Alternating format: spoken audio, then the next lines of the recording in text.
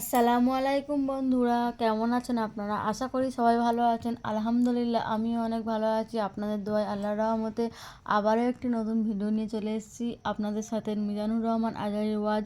যারা যারা মিজানুর রহমান আজহারীর ওয়াজ শুনতে ভালোবাসে তারা ফুল ভিডিওটা দেখতে থাকেন, আশা করি ভালো লাগবে। যদি ভালো লাগে তাহলে ভিডিওটি লাইক, কমেন্ট, শেয়ার ও চ্যানেলটি সাবস্ক্রাইব করবেন প্লিজ। বন্ধুরা ভালো থাকবেন। এই নতুন বছরটা আমরা যেন বেশি বেশি আল্লাহর শুকরিয়া দিয়ে নতুন বছরটাকে সমৃদ্ধ করতে পারি, বেশি বেশি যেন আল্লাহর ইবাদত করতে পারি। নতুন বছরে আমরা শপথ নেই, আমরা যেন অন্তরে হিংসা লালন না করি, বিদ্বেষ লালন না করি, আমরা নিজেরা যেন কাদা ছোড়াছুরি না করি, আমরা যেন মিলেমিশে একসাথে একাকার হয়ে যাই। আল্লাহ তুমি কবুল করো, আমরা পড়ি আমিন। 60টা জিনিস মানুষ মরে যাওয়ার পরে তার কবরে পৌঁছতে থাকে। ইন্না মিম্মা ইয়ালহাকুল মুমিন মিন হাসানাতিহি বা'দা মাউতিহি। মানুষ মরে যাওয়ার পরেও যে 60টা জিনিস তার কবরে পৌঁছায় তার মধ্যে একটা হচ্ছে মসজিদান বানাহু। সে যে মসজিদ বানিয়ে গিয়েছে ওই মসজিদের সওয়াব। সুবহানাল্লাহ পড়েন। আপনি টাকা দিয়ে মসজিদ বানিয়ে দিলেন, ওই মসজিদে মুসল্লিরা নামাজ পড়ে, রোজাদাররা এসে ওখানে ইফতার খায়, তাহাজ্জুদ আদায়কারীরা তাহাজ্জুদ পড়ে, তাদের সওয়াবের কমতি হবে না, কিন্তু তাদের সওয়াবের একটা পার্সেন্টেজ সওয়াব যে ব্যক্তি মসজিদ বানালো তার আমলনামে আল্লাহ ঢুকিয়ে দেয়। সুবহানাল্লাহ বলতে পারলেন না?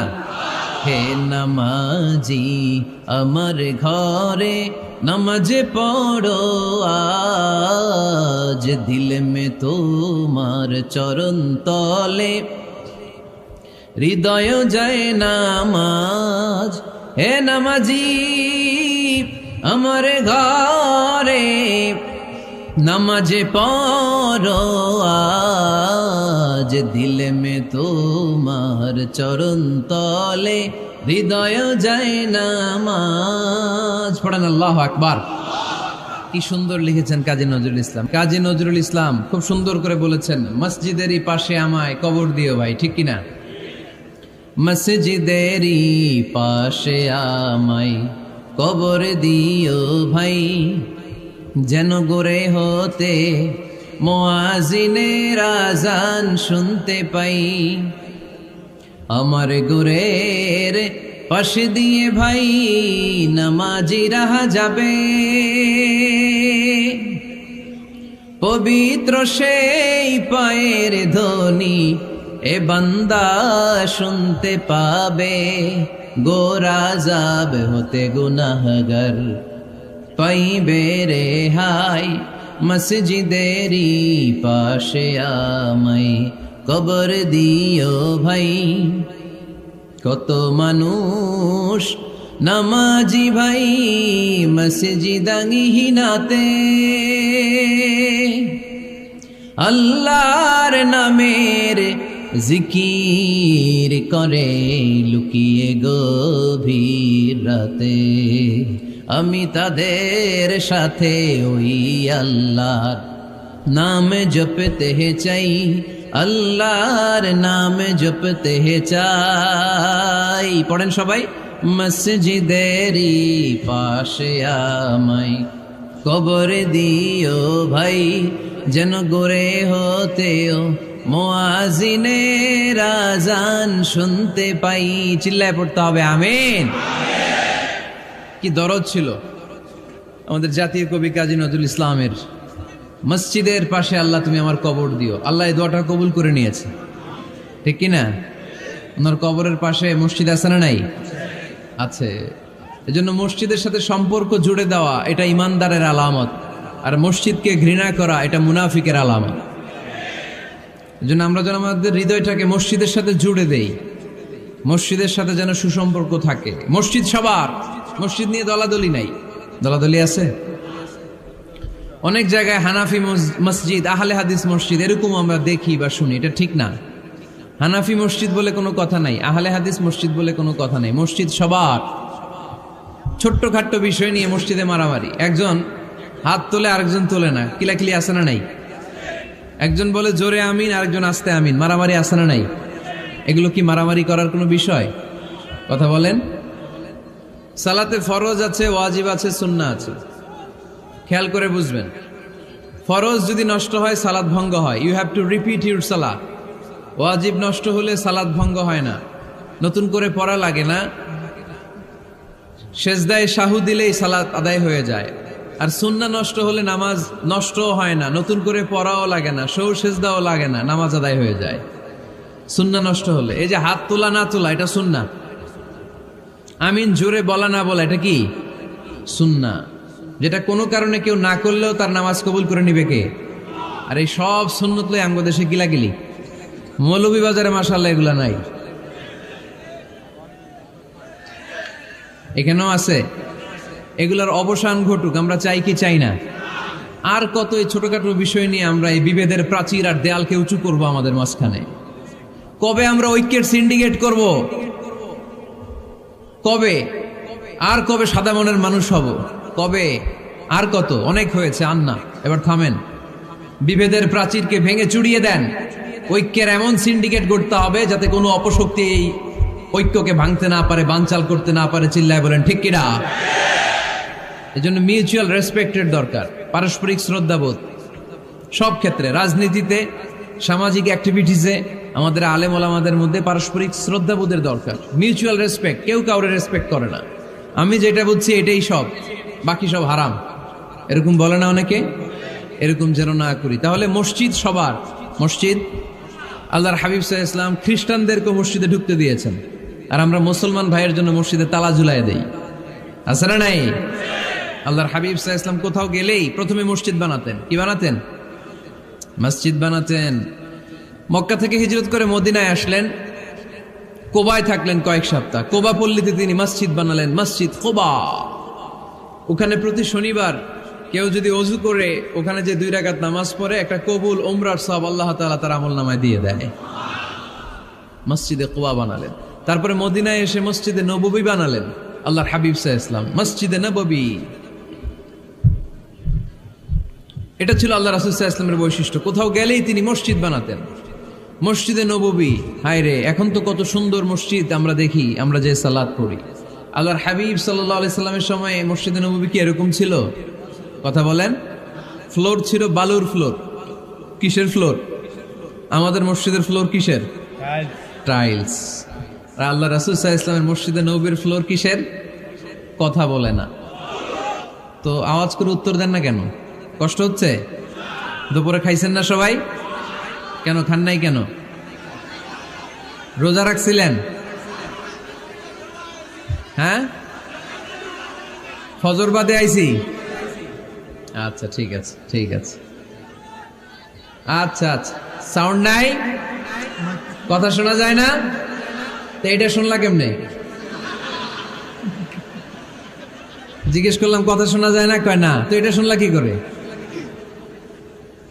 মানে অল্প শোনা যায়, তাই তো? একটু পরে আমার বিদায় ঘন্টা বাজবে, আমি চলে যাব। তোমরা ডিস্টার্ব করতে করতে আমার সময় শেষ। তোমরা ডিস্টার্ব করলে তোমাদের লস, আমি আমার টাইমের 1 মিনিটে বেশি যেতে পারবো না, কারণ এখানে আসরের সালাতের আজান শুরু হয়ে যাবে, এরপরে কোনো কথা নেই। আর বক্তব্য লম্বা করা এটা বেদাত। এই বেদাতকে আমি সুন্নাতের মধ্যে আনতে চাচ্ছি। একটা সময়ে একেবারে কমায় নিয়ে আসবো। এত প্রোগ্রামও আমি করতে চাই না। আমি ঘোষণা দিয়েছি আগামী বছরে সারা বাংলাদেশে আমার প্রোগ্রাম হবে 50টা। কয়টা? 50টা। এরপরের বছর 30টা, এরপরের বছর 20টা। বিভাগীয় প্রোগ্রাম করলেই চলবে আমার। এক এক বিভাগে যে 2 দিন 3 দিন খালাস। এত দরকার নেই, এত লম্বা চূড়ার বক্তব্যের দরকার নেই। আধা ঘন্টা চুপ করে শুনেন, কয়েকটা মেসেজ ড্রপ করি, take it with you to your home, then practice and apply in the society. নিয়ে যান, আমল করেন, সমাজে কাজে লাগান। সমাজটা আলোকিত করে দিবে কে? খুতাবুকুম তাবিলা সালাওয়াতুকুম কাসীরা। আল্লাহর হাবিব সাল্লাল্লাহু আলাইহি ওয়াসাল্লাম বললেন, কিয়ামতের একটা আলামত, কিয়ামতের আগে তোমাদের বক্তব্য হয়ে যাবে লম্বা, সালাত হয়ে যাবে খাটো। সালাতের পরে তাসবিহ পড়তে চায় না লোকজন, ব্যস্ত, মহা ব্যস্ত, সুপার বিজি। কোত্থেকে আসলে এই ব্যস্ততা?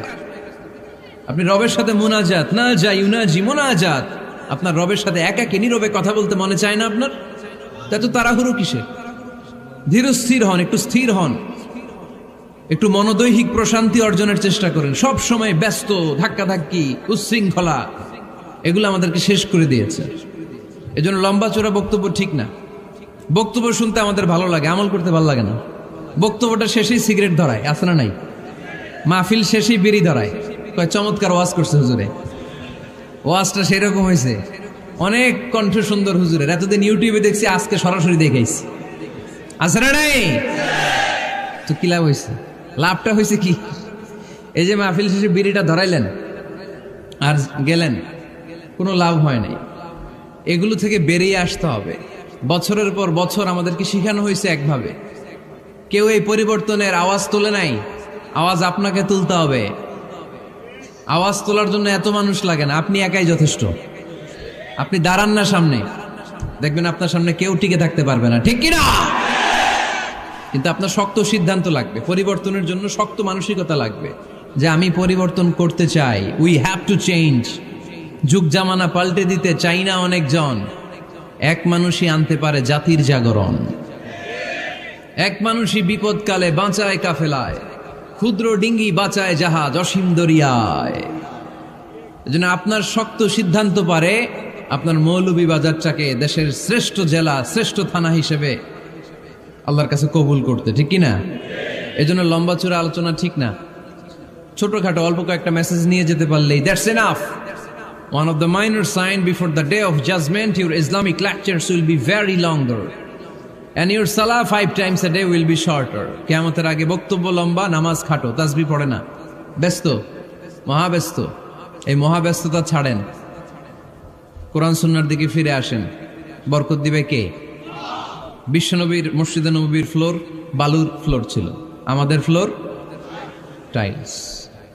আল্লাহর হাবিব সাল্লাল্লাহু আলাইহি ওয়াসাল্লামের মসজিদে বালি নিচে, এই বালিতেই নামাজ পড়তেন। বৃষ্টি হলে কাদামাটি হয়ে যেত, কাদামাটিতেই সেজদা করতেন। সেজদা করলে কাদার মাটি আল্লাহর হাবিব সাল্লাল্লাহু আলাইহি ওয়াসাল্লামের নাকে আর কপালে লেগে যেত। তিনি সালাম ফিরিয়ে সাহাবাদের দিকে মুখ ফিরিয়ে বসলে দেখতেন প্রতিটা সাহাবীর নাকে আর কপালে কাদার মাটি মিশে আছে। তার মানে প্রিয় নবী সাল্লাল্লাহু আলাইহি ওয়াসাল্লামের মসজিদে নববী ছিল কাঁচা, কিন্তু মুসল্লি ছিল পাকা। আমাদের মসজিদগুলা হয়েছে পাকা, কিন্তু মুসল্লি কাঁচা, ঠিক কিনা? ফজরের সালাতে মানুষ নাই। ইমাম সাহেব আছেন কে কে এলাকায়? দেখি ইমাম, মসজিদের ইমাম, মাশাআল্লাহ। আপনাদের এইখানে ওই মসজিদে ফজরের নামাজে কয় কাতার হয়? 5 জন 6 জন? কেনে এত কম? কেনে? হ্যাঁ, আসে না, আসতে চায় না লোকজন। তো এই যে 5-6 জন ফজরের সালাতে, কল্পনা করতে পারেন ফজরের সালাতে এত কম লোক? ফজরের জামাতে লোক যায় না, এটা একটা মহামারী। যেদিন ফজরের জামাতের দৃশ্য আর জুমার নামাজের দৃশ্য একরকম হয়ে যাবে, ওই দিনই বাংলাদেশে ইসলাম কায়েম হয়ে যাবে। এখন স্লোগান তুলে বিপ্লব বিপ্লব, ইসলামে বিপ্লব। আর ফজরের সময় আমি কম্বলের ভিতরে, আছে না নাই? কোনো বিপ্লব হবে না। ফজরের নামাজ জামাতে পড়ুন, সকালটারে বরকতময় করে দিবে কে? আল্লাহর হাবিব সাল্লাল্লাহু আলাইহি ওয়াসাল্লামের মসজিদ ছিল সবার জন্য উন্মুক্ত, এখানে সবাই আসতে পারত। এজন্য মসজিদ হবে সবার। আমরা মসজিদের আবাদকারী হতে চাই।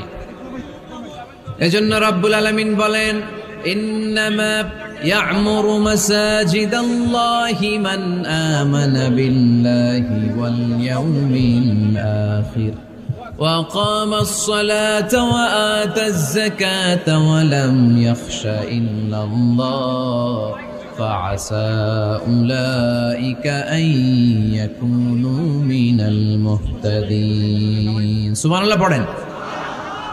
রব্বুল আলামিন বললেন মসজিদের আবাদকারী হবে তারা যারা আল্লাহর প্রতি ঈমান আনে, আখিরাতের প্রতি ঈমান আনে, যারা সালাত কায়েম করে, যারা যাকাত আদায় করে, যারা দুনিয়ার কাউকে ভয় পায় না, ভয় পায় একজনকে। চিল্লায় বলেন তিনি কে?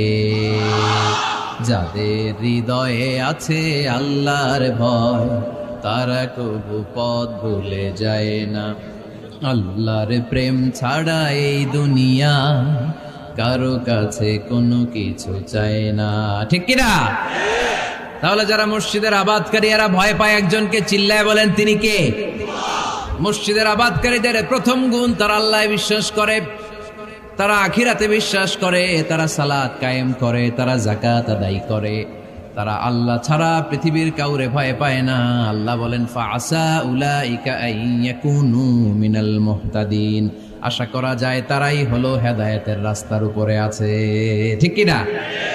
তারাই মসজিদের আবাদকারী, যারা মসজিদে যায়, সালাত আদায় করে। এখন মসজিদের আবাদকারী আপনি হতে চান, আপনি মসজিদে যান না, আপনি আবাদকারী হতে পারবেন? মসজিদের অনেক সভাপতি আছে, মসজিদে যায় না, আছে না নাই? মৌলভীবাজারে এই সমস্যা বোধহয় নাই।